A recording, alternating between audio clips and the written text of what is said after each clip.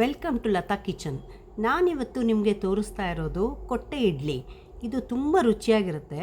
ಇದು ಯಾರು ಬೇಕಾದ್ರೂ ಆರಾಮ್ಸೆ ಮಾಡಿಕೊಂಡು ತಿನ್ಬೋದು. ಇದನ್ನು ಯಾವ ಥರಲ್ಲಿ ಅಂದರೆ ಬಾಳೆ ಎಲೆಯಲ್ಲಿ ಮಾಡಿ ತೋರಿಸ್ತಾ ಇದ್ದೀನಿ. ಎಷ್ಟು ರುಚಿಯಾಗಿರುತ್ತೆ ನೋಡಿ.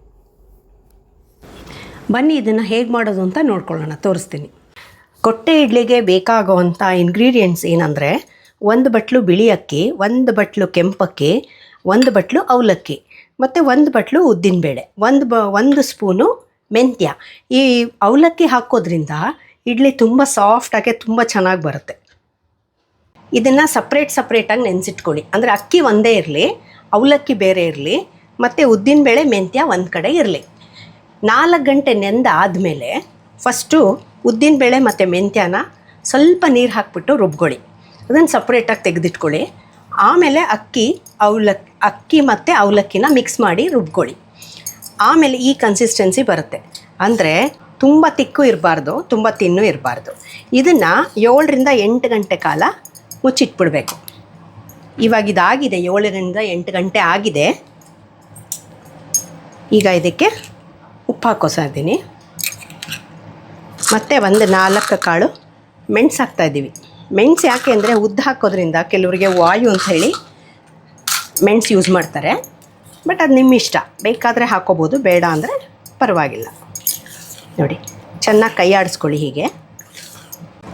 ಈಗ ಕೊಟ್ಟೆ ಹೇಗೆ ಮಾಡೋದು ಅಂತ ನೋಡ್ಕೊಳ್ಳೋಣವಾ. ಈ ಥರ ಬಾಳೆಲೆನ ನೀಟಾಗೆ ಒರೆಸಿಟ್ಕೊಂಬಿಡ್ಬೇಕು ಮೊದಲೇ.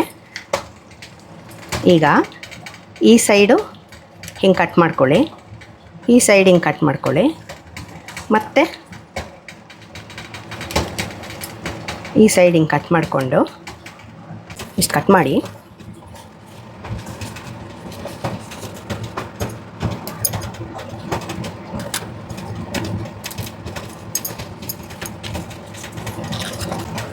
ನೋಡಿ, ಈ ಕಡೆ ಕಡ್ಡಿ ಹಾಕ್ಕೊಂಡು ಕೊಟ್ಟೆನ ರೆಡಿ ಮಾಡ್ಕೋಬೇಕು.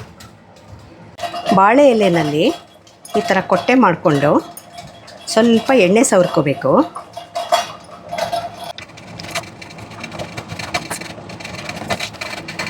ಹಿಂಗೆ ಹಾಕಿ ನಿಧಾನಕ್ಕೆ ಇಡಬೇಕು ಈ ಥರ.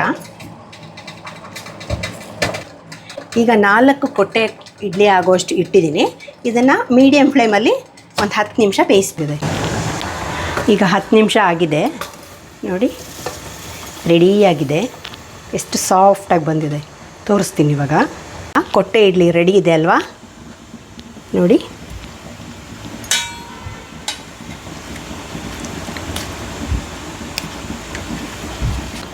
ಎಷ್ಟು ಸಾಫ್ಟಾಗೆ ಬಂದಿದೆ ನೋಡಿ. ಇದು ಬಾಳೆ ಎಲೆಯಲ್ಲಿ ಮಾಡಿದಾಗ ಅದರದ್ದು ಸ್ಮೆಲ್ಲಿಂದ ಕೊಟ್ಟೆ ಇಡ್ಲಿ ಇನ್ನೂ ತುಂಬ ಚೆನ್ನಾಗಿ ಕಾಣಿಸುತ್ತೆ ನೋಡಿ. ಎಷ್ಟು ಸಾಫ್ಟಾಗೆ ತುಂಬ ಚೆನ್ನಾಗಿದೆ.